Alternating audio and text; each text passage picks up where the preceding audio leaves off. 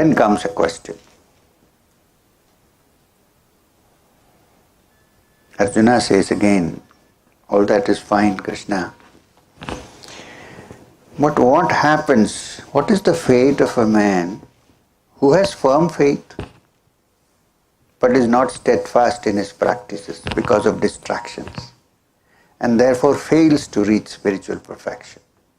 So he has firm faith, he knows there is something, there is a divine, my mind is a spark of the divine, he knows all that, he understands all that verbally, but his mind is so distracted that he cannot sit down and calm his mind and make it tranquil. Like many of us, not possible. What happens to such a person? What is his fate? He says, O mighty armed Lord, now it's Arjuna's turn to say, call Krishna mighty armed. O mighty armed Lord, bewildered in the path of the spiritual, with no support, does he lose this world and also the next? Does he perish like a rain cloud rent asunder? Means it's like what is called Trishanku Sorga. You're neither here nor there. See, my mind I can't control, is not becoming calm, so I can't reach the spiritual. I know that there is a spiritual goal. On the other hand, I've spent 60 years meditating, so I've lost all my wealth, so I don't have anything here.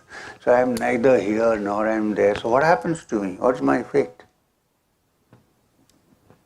I'm lost. I'm neither there nor here. What do you suggest for that?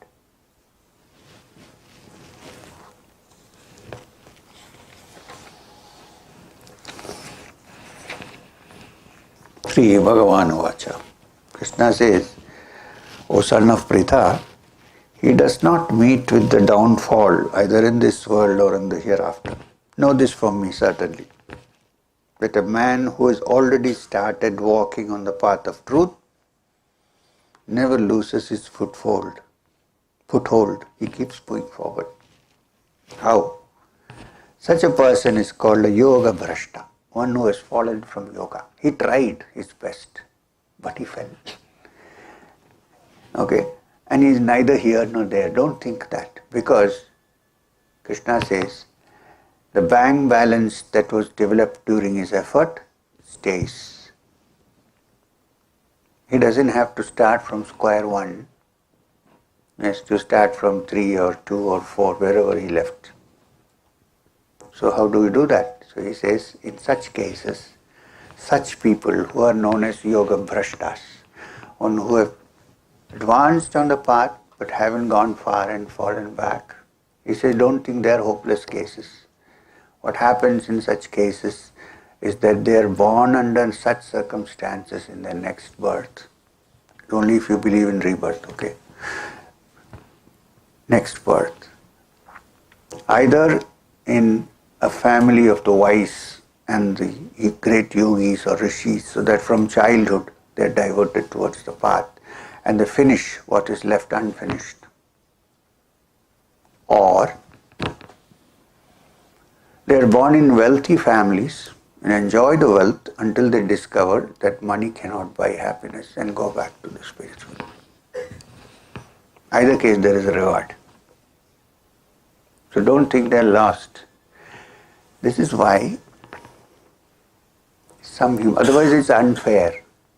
Some human beings, even when they are in childhood, move towards the spiritual. Some don't even when they are 80 years old.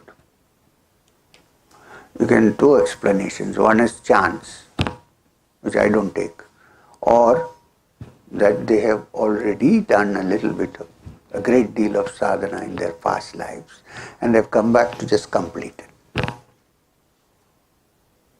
All child prodigies belong to that category in the spiritual field also.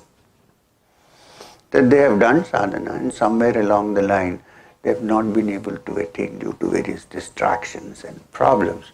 They call yoga brashtas. So what happened? And they are born in such circumstances that their spiritual growth from childhood moves towards that direction. Because in their minds they know that that's the only thing that I want. So Krishna says, don't worry Arjuna, I'll make sure that you come back and get back what you are looking for.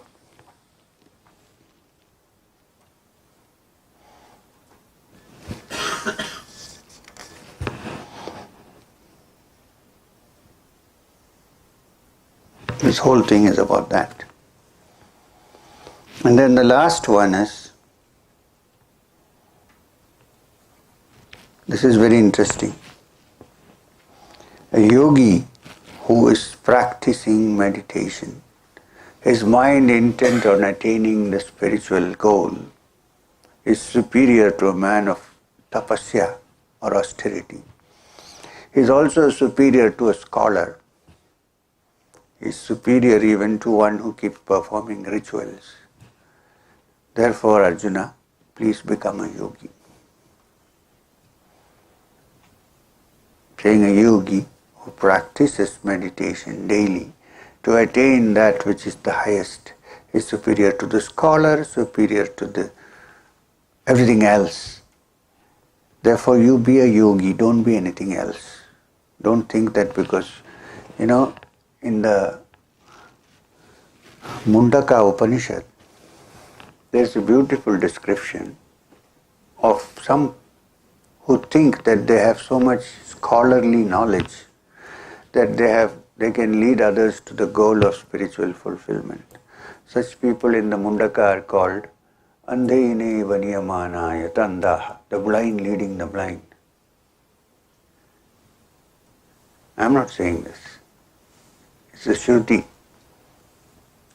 And in fact, you have in the history of spiritual, in the chapters of spiritual evolution, you will find some simple people who had no education whatsoever, who could barely sign their names, attain the spiritual. Take the case of Ramakrishna Paramahamsa. Everybody knows. He could hardly write his name, sign his name. He didn't have any knowledge of the scriptures, but all wise men finally came to sit at his feet and understand what he was saying, because it was through personal experience, not through scholarly understanding. Sometimes it's difficult to put this thing into the mind of a scholar. It's easier to put it in the mind of a child, because there are no fancy trimmings, there is no load that you carry on your head. When one is full, one cannot understand that which is closer to that which is not full. The Supreme Being is called Purna. And the Upanishads describes it as that is complete. This is Purnamada, Purnamidam, Purnat, Purnamaduchyate, Purnasya, Purnamataya, Purnameva Vashishyate. It is complete. And that completeness comes probably in a mind which doesn't carry too much of stuff. In fact, nowadays, you really don't need to carry so much stuff. Why? You have Google search engine, go there and figure out. Google is a new god, big G. Knowledge is not understanding. Understanding and intelligence is different from gathering information. This is only gathering information. What is a scholar? Gathering information. Now that's the end of this chapter. So, I skipped a few because there were repetitions. I'm going to tell you two stories which have relevance to what we discussed. One is the story of a great scholar. I don't know if you have heard. His name was Kuryakin Takanawa. And there was nothing in this field that he had not studied. From Vedanta to Tantra to Shakta, through Sri Vidya, there's nothing that you can think of on the spiritual knowledge that he had. He had everything. And yet he found that there was a barrier between himself and the truth which he was seeking.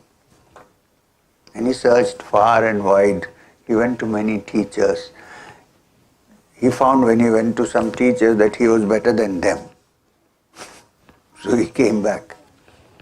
And then he went to, in his wanderings, he reached Thiruvananthapuram in the south. Thiruvananthapuram, he heard that there is a great, some yogi sitting in the cave. Nobody knew Ramana Maharshi before that as Ramana Maharshi. Somebody told him there is a yogi sitting up there and maybe he is going to help you, who knows. So he went up, climbed up, and there he saw Ramana sitting. I don't know if you have seen any pictures. There's not a single picture of Ramana Maharshi with the eyes closed. If you have to show me one. And all his eyes are open. For him, there is no difference between the inside and the outside. Anyway, there he was sitting. His eyes were open, but they were not focused on anything in particular. Just there. As if he was looking far away. So he sat there for 1 hour. Normally, what would we have done normally? We would have said, "I'm fed up, let's go. This guy is not going." But Ganapati Shastrigal was one who, perhaps because of his knowledge, he knew that you can't predict what sages do. So he sat. After an hour, slowly the eyes focused on him. And then Maharshi smiled. He realized there's somebody sitting there. So he smiled. And he hardly talked. Rarely. So he put up his hand and did this. It means what? What do you want? So Shastrigal was waiting for this signal. So as soon as the signal came, he started off. It took him around 10 minutes to describe everything that he has done and all the sadhanas he has done and what happened to him and blah, blah, blah, blah. Went on for 10 full minutes non-stop like a verbal diarrhea. So,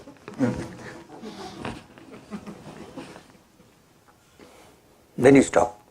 And then he said, "Now what else should I do?" Because there is a barrier. They say the Maharshi smiled and said in Tamil, "Konja neram summa irukka mudiyuma." Can you shut up for a second? You've done too much of what you've done, Shut up. Keep quiet. That's all you need. It's something to be noted because we're reading something along these lines out here. So it's not the information that is important, but the intuition that's important. Information is different from intuition. Not that you shouldn't have information, but don't give it too much importance.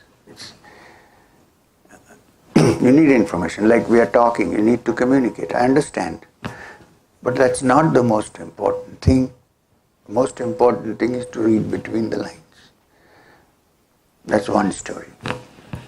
The other, before I wind up, is my favorite story because I think one of the biggest barriers to understanding is the ego,